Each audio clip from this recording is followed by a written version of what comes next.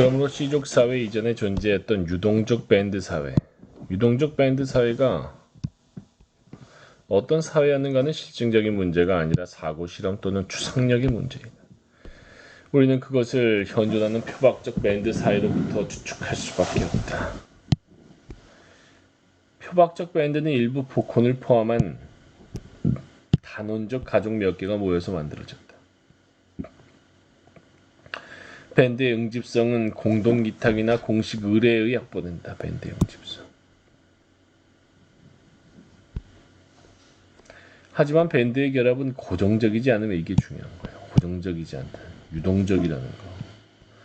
언제든지 나가는 것이 가능하다. 이게 고정적이지 않다는 거지. 그것은 대개 25에서 50명 정도의 소집단이다. 그 수는 음식의 공동기탁, 평등한 분배가 가능한 정도 이상으로 증대되지 않으면 또 공동의 수렵이 가능한 정도 이하로 감소하지도 않는다. 또 밴드가 고정적이지 않을 뿐만 아니라 가족의 결합도 고정적이지 않다. 남편이나 아내가 동거 생활을 이탈하면 부부는 해소되는 것으로 간주된다. 이탈하면 부부 해소. 가족 간 결합은 더욱 불안정하다. 이 유동성이 있는 거지. 그러므로 친족 조직은 미발달하고 밴드를 넘어서는 상위 조직을 가지고 있지 않다. 한편 시족사회는 그것과는 대조적이다. 그것은 리니지에 근거한 복잡하게 구성되고 성층화된 사회이다.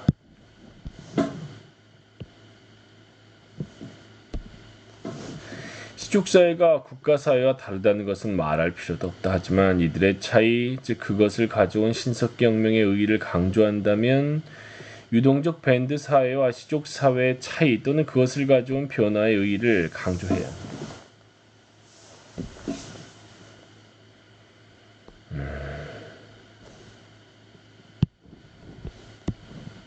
유동적 밴드 사회와 시족 사회의 차이.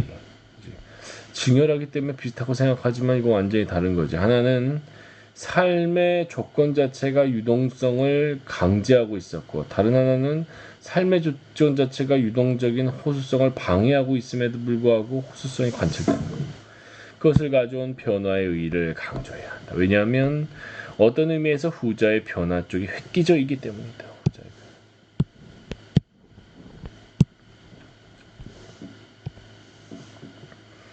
시족사회에서는 이미 초기적 농업 목축이 알려져 있고 또 수정제와 같은 정치 주축이 있었다. 그곳에는 국가로 발전할 요소가 이미 존재했다. 그에 반해 시족사회 이전은 몇 개의 가족이 모이는 밴드 내지 캠프에 지나지 않았다. 또 그것은 현생 인류 이전의 인류인 영장류를 포함하여 수백만 년에 걸쳐서 이어져온 집단 형태와 연속성을 가지고 있었다. 그러므로 시족사회 형성이야말로 획기적인 것이다. 선사시대에 대해 생각할 때 우리는 한 가지 통념을 의심하지 않으면 안 된다. 그것은 고든 차일드가 주장한 농경과 목축에 근거하는 신석경명이라는 개념으로 대표되는 것이다. 농경과. 즉 농업 목축이 시작되고 사람들이 정주하고 생산력이 확대와 더불어 도시가 발전하고 계급적 분해가 생기고 국가가 생겨났다는 견해다. 여기서 우선 의심스러운 것은 농업에 의해 정주를 하게 되었다는 견해. 정주해서 농업하게 된 거죠. 왜냐하면 정주는 그 이전부터 생겨났던 것이기 때문이다. 농업에 의해서가 아니고. 수렵 채집민의 대부분은 정주하고 있었다. 또 그들의 대부분은 간단한 재배나 사육을 하고 있었다. 그런데 그 때문에 정주란 것이 아니다. 재배나 사육은 오히려 정주의 결과, 자연스럽게 생겨난 것이다. 그러므로 농업에 앞선 정주야말로 획기적이다. 농업에 앞선 정주. 농업에 의해서 생산력 확대가 되고 그래서 정주한 게 아니라는 거야. 인류학자 알랭 테스타는 유동 수렵 채집민과 정주 수렵 채집민을 구별했다. 유동 수렵 채집민과 정주 수렵 채집민.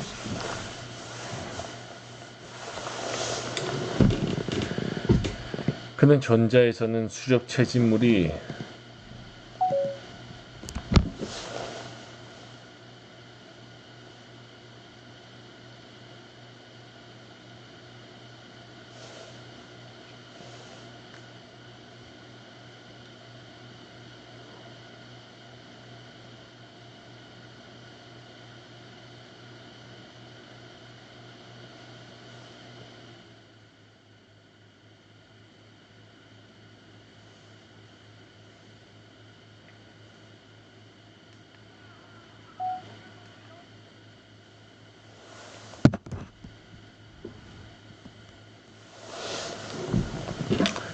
유동 수렵 채진민과 정주 수렵 채진민을 구별했다. 그는 전자에서는 수렵 채진물이 유동 수렵 채진민 평등하게 분배되지만 후자에서는 불평등이 시작된다고 말한다. 그 원인은 정주와 함께 생산물의 비축이 가능하게 되었기 때문이다. 그러므로 그는 여기서 인간 불평등 기원을 발견했다.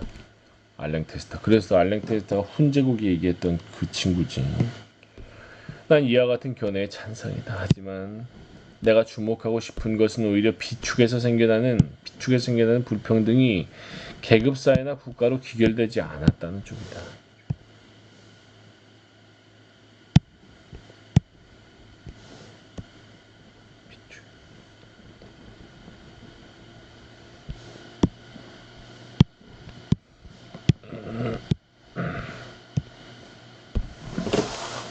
그것은 불평등을 억제하고 국가의 발생을 억제하는 시스템이 있었기 때문이다. 불평등을 억제하고 국가의 발생.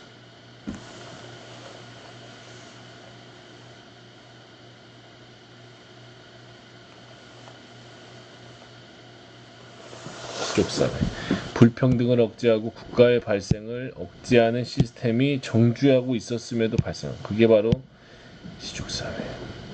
정주적 조건에 대한 저항이다.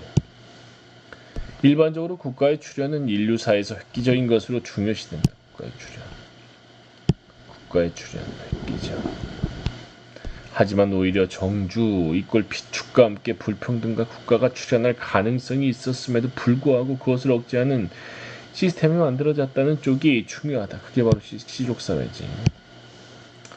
정주 비축과 함께 불평등과 국가가 출현할 가능성이 있었음에도 불구하고 그것을 억제하는 시스템이 만들어졌다.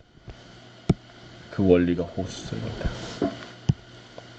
그런 의미에서 시족사회는 미개사회가 아니라 고도의 사회 시스템이라고 말해야 한다. 밴드사회에서 시족사회로의 이행을 촉진한 것은 명확히 정주화이다.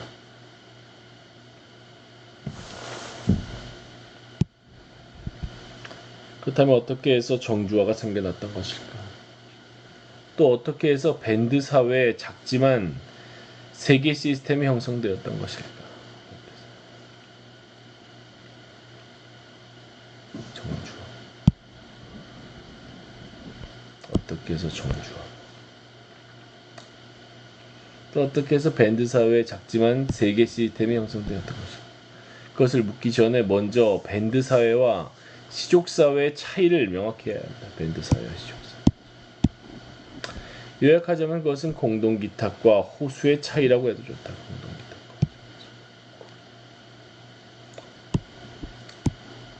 공동기탁과 호수는 얼핏 비슷해 보지만 달라. 공동기탁은 삶의 형식 자체가 자연스럽게 야기한 것이고 호수는 삶의 조건 자체는 호수에 완전히 반대로 가고 있는데 그것을 저지하고 등장한 거고.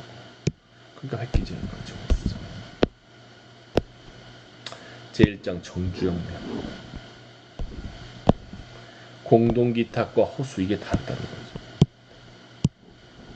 마르셀 모수일의 인류학자는 미개사회의 호수성의 원리로 이루어져 있다는 것을 관찰해왔다. 미개사회가 호수성의 원리.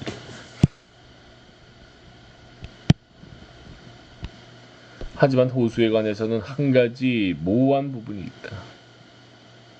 그것은 세대 안에서의 징여, 재분배를 호수로 간주할 것인지 말지이다.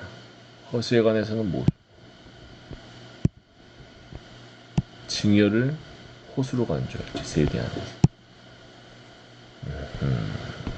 세대 안에서의 호수는 공동기탁의 성격이 강하니까. 또는 호수와 공동기탁을 어떻게 구별할지이다. 세대 안에서의 징여를 호수와 공동기탁을 예를 들어 시족사회의 기초축다인 소세대, 하우스홀드, 소세대 안에서는 공동기탁 재분배가 이루어지는데 이것을 호수적인 것이라 말할 수 없다. 그것은 징여이긴 하지만 답례를 기대하여 이루어지는 징여는 아니다. 이게 호수적 징여와 다르죠. 호수적 징여는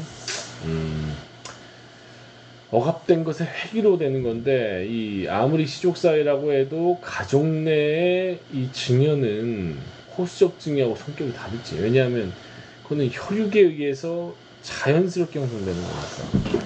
따라서 트로브리안드 트로브리안드 섬들의 교환을 연구한 말리노프스키는 거래를 타산적과 비타산적이라는 동기의 차이로 구별했다. 즉 호수적 증여와 순수 증여를 구별한 것이다. 호수적 증여와 순수 공동기탁이지 순수 증여. 세대나 작은 씨족 공동체 안에서의 증여는 순수 증여여서 거기에는 호수의 원리가 없는 것이 된다. 하지만 모수는 승수주어로 본인 것도 호수라고 생각했다. 증여하는 자 자신이 어떤 종류의 만족을 느낀다면 그것은 호수적이고 다른 한편 증여받는 자가 어쩌고